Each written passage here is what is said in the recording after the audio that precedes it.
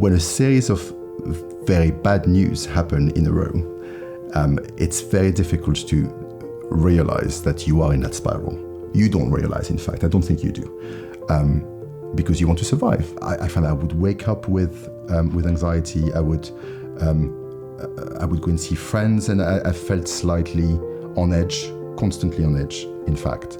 And I would go to bed feeling unsatisfied with my life. My life was perhaps, how could I call it, hectic and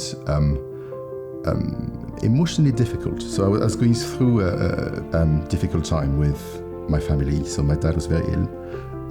I lost 2 of my aunts from cancer, and I would go to bed feeling unsatisfied with my life. I don't know if it's the right way of putting it, but that's how I felt. My friends and family could see that I was going down a spiral of, I was going through a difficult time with my mental health. My wife told me, maybe we should take some steps to help you go through this. And that's when Nurosym came up as one of the strategies that I could use in order to feel more calm. It's such a strange device. I had never heard of the vagal nerve. I'd never heard of how putting something in your ear could be beneficial. A friend of mine has ADHD, and she was using it, and she felt that calmer. A friend of mine had long COVID, and she was using it as well, and she felt that it was clearly beneficial. When I started using it an hour every day religiously, that something happened.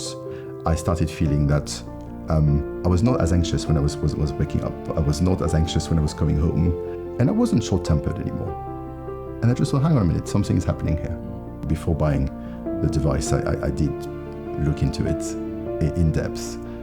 I knew that the research has been thorough. Is that it's non-invasive. It's completely pain-free. You can go on and do whatever you want to do. The money you've spent was worthwhile. The time you spent researching the device, the time you spent researching the different techniques that could make you feel better is worthwhile.